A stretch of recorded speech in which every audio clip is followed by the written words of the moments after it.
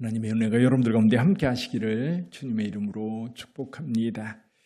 오늘 이제 땅을 다 나누고 나서 여호수아가 도피성을 만들라 말합니다. 이 도피성 출애굽기 21장에도 나오고요. 민수기 35장, 신명기 4장 이렇게 이제 모세오경에 여러 곳에 등장을 하는데 이 도피성을 구체적으로 여호수아가 6성읍을 선택해서 도피성으로 지정을 합니다. 한번 지도에 찾아볼까요? 한번 좀 지도 가지고 계시면 한번 보시죠. PPT 한번 띄워주세요.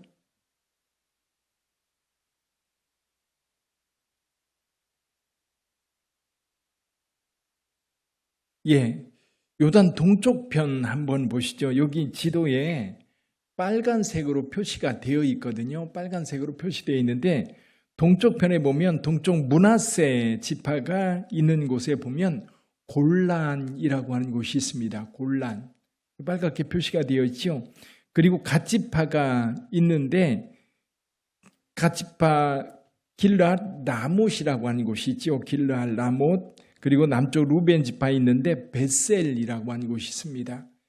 지도에 보이나요? 이렇게 빨갛게 표시가 되어 있습니다. 서쪽 편 보시죠. 서쪽 편 보면 제일 북쪽에 납달리라고 있는데 납달리 지파 가운데 게데스라고 하는 곳이 있고요. 또 한 곳은 에브라임 지파 가운데 세겜이라고 하는 곳이 있습니다. 세겜. 여기 므낫세하고 에브라임 지파 사이에 세겜이 있고요. 그리고 남쪽으로 쭉 내려오면 유다 지파 가운데 헤브론이 있습니다. 6개가 선택되어 있는데 이 특징이 뭐냐면 이 이스라엘 땅 전체에 골고루 퍼져 있다는 겁니다. 한 곳에 모여 있지 않아요. 예를 들면 유다 지파 가운데 이 도피성이 6개가 다 모여 있다든지 아니면 납달리 지역에 6개가 모여 있다든지 그러지 않고 전체 땅을 보면 아주 골고루 거리가 비슷비슷하게 이렇게 준비가 되어 있는데 이렇게 한 이유가 있습니다. 도피성이 멀어요. 그럼 먼데 도피성까지 도달하기 전에 피해 보복자에게 붙잡히면 죽을 수 있거든요. 여러분 우리나라 같은 경우도요. 이 간판을 보면 간판에 도심에 들어가면 도심에 2가지 간판이 자주 눈에 띕니다. 하나는 구청이나 시청 간판이고요. 또 하나는 경찰서 간판입니다. 경찰서 간판이 눈에 잘 띄게 되어 있습니다. 피할 수 있고 신고할 수 있는, 그래서 우리를 보호해 줄 수 있는 보호막이 뭡니까? 사실은 치안을 담당하고 있는 경찰이거든요. 그럼 우리가 어떤 위험을 당할 때에 우리가 가장 먼저 전화를 하는 곳이 2곳입니다. 불났을 때 어디예요? 불나거나 위험을 당했을 때에 119에 소방서에 신고하는 것과 또 한 가지는 범죄와 관련해서 경찰서에 신고하는 겁니다. 우리를 보호하기 위한 거지. 근데 여기서 한 가지 전제할 게 있는데요. 이스라엘은 피해 보복을 허용하고 있습니다. 무슨 뜻이냐면 우리 가족이나 우리 친척 중에 누군가에 의해서 죽임당했어요. 살해당했어요. 그러면 살인한 자를 반드시 죽여야 됩니다. 이게 의무예요. 우리 형제 가운데 누군가가 동네에서 어떻게 하다가 아니면 어떤 이유 때문에 살해를 당했습니다. 그럼 그 가족들은 반드시 그 살인자를 쫓아가서 죽여야 되는 거지. 그런데 여기 이제 적극적으로 의도적으로 미워해서 살인을 하는 경우가 있고 그렇지 않은 경우도 있어요. 예를 들면 이게 예를 이제 성경에서 들고 있는데 밭에서 돌을 골라내다가 돌을 밖으로 던진다고 던졌는데 지나가던 사람이 그 돌에 맞아 죽었습니다. 그러면 의도가 전혀 없는 상태예요. 또 나무를 도끼질을 하고 있는데 도끼 날이 빠져가지고 날아가서 지나가는 사람을 맞춰가지고 그 사람이 거기서 죽었어요. 그러면 살인할 의도도 없고 살인할 생각도 없고 정말 우연인데 이런 경우에도 죽은 자의 가족들은 그를 죽인 자를, 살인자를 찾아가서 그를 죽여야 되거든요. 그럴 때에 우연한 살인인 경우에 무조건 어디로 도망가야 돼요? 이 도피성으로 도망가야 되는 겁니다. 요단 서쪽 편에서는 이 헤브론이나 세겜이나 게데스로 도망을 가야 되고, 요단 동편에서는 길랄 라못이나 저 북쪽의 골란 또는 이 남쪽에 있는 베셀이라고 하는 곳으로 도망가서 이 성읍에 딱 들어가면서 성읍 안에 있는 장로들에게 분명하게 구합니다. 내가 이런 사정 때문에 여기 왔다. 그러면 그 장로들이 한 지역을 내서 그를 보호해 줍니다.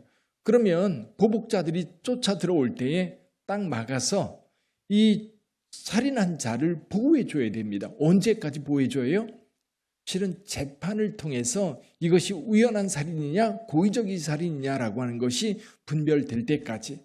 그러면 고의적인 살인인 경우는요, 끌어내서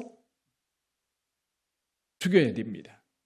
그런데 이게 분명하게 고의적인 살인이 아니라 그는 우연한 살인이다라고 하면 그를 보호해주고, 또 피해 보복자도 도피성 안에 들어가면 더 이상 이 살인자에게 어떤 행위를 할 수 없습니다. 언제까지? 재판을 받을 때까지. 재판을 받았어요. 우연한 살인이라는 것이 확인됐습니다. 그럼 거기서 죽을 때까지 살아야 되는 겁니다. 만약에 그 성읍을 나와서 돌아다니다가 만약에 이 피해 보복자에게 들켜서 아니면 붙잡혀서 죽임당할 수 있습니다. 그러니까 그 성읍 안에 살아야 되는 거죠. 언제까지 삽니까? 대제사장이 죽을 때까지. 대제사장이 죽을 때까지 사는 거예요. 그럼 대제사장이 죽으면 이제 거기에 자유롭게 되어서 자기 집으로 돌아올 수 있는 거죠. 이건 이게 성경에 고대 이스라엘 사람들에게 있어서 굉장히 독특한 법입니다. 피해 보복자를 허락한다고 하는 것은 살인하면 안 된다고 하는 것을 분명하게 이야기하는 겁니다. 그래서 모세에 의해서 우리에게 이제 이는 이로, 눈은 눈으로 라고 하는 말씀이 있어요. 그러니까 동해 보복법이에요. 동해. 똑같이 이제 갚아주는 거지요. 어떤 사람이 내 팔을 부러뜨렸다면 그 사람 발도 똑같이 부러뜨리는 거예요. 오늘날 생각하면 야, 그 너무하다라고 생각할지 모르지만 그렇지 않습니다. 대개는 내가 누군가에게 어떤 일을 당합니다. 그러면요, 이런 법이 없으면 어떤 일이 벌어져요? 아주 작은 것 때문에 상대방을 살해하는 것까지 나와요. 그러니까 사실은 갚을 때 그냥 갚지 않잖아요. 그냥 동일하게 갚는 게 아니라 2배, 3배로 갚는 것이 사람들의 마음이거든요. 특히 내가 손해를 입었다라고 할 때 보복하고자 하는 심리가 있어요. 이거는요, 그냥 똑같이 갚아주는 게 아니라 10배, 20배, 100배로 갚아주고 싶은 마음들이 이 악한 마음 속에 있거든요.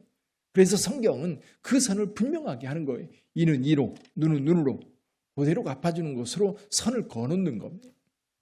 그러니까 살인자는 반드시 죽어야 되는 거예요. 그러나 우연한 살인이 있다는 것을 인정하고 이 우연한 살인인 경우에는 보호해줘야 된다는 거지요. 인권의 보호입니다. 자, 이것이 근데 그대로 신약시대로 넘어갑니다. 자, 저와 여러분들도 죄인입니다. 죄의 삭은 사망입니다.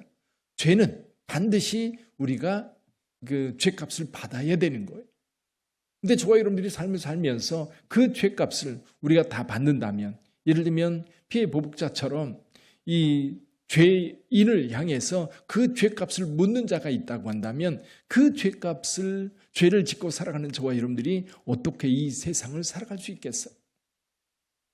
사도 바울이 얘기했던 것처럼 우리는 날마다 죽는 거예요. 날마다 죽을 수밖에 없는 겁니다.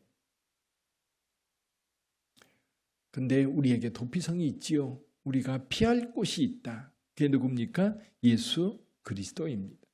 예수님 우리의 피난처 되시는 거예요. 왜? 예수님께서 우리 죄를 담당해 주셨기 때문에 예수 안에 있을 때 우리는 정죄함을 받을 수가 없고요. 예수 안에 있을 때 우리는 죄인이라고 하는 것을 인정하지 않아도 되는 거예요. 왜? 예수께서 내 죄를 다 갚아주셨거든요. 내 죄를 대신해서 십자가에서 죽으셨기 때문에 이제 나는 더 이상 그 죄의 값을 내가 짊어지지 않아도 되는 겁니다. 이건 예수께서 십자가에서 행하신 그것을 내가 믿음으로 받아들일 때 가능한 겁니다. 내가 내 죄를 담당했다라고 할 때 아멘하고 우리 예수님께 나의 모든 것을 맡길 때 예수님은 그 죄를 담당해 주셨기 때문에 저와 여러분들은 그 예수 안에서 죄 사함을 받는 겁니다. 여러분, 그래서 우리가 마지막 때 우리 주님 앞에 이제 우리가 다 떠나서 마지막 심판받을 때가 있을 겁니다. 저와 여러분들도 재판정에 갈 거예요. 여러분, 재판받기 위해서 신문을 받습니다. 조사를 받습니다. 이때에 여러분, 우리에게 있는 것들이 다 드러날 거예요. 저와 여러분들이 지금까지 살아왔던 것, 그리고 주님 앞에 갈 때까지 살면서 우리의 범죄들이 다 드러날 거예요. 그때 어떡할 거예요?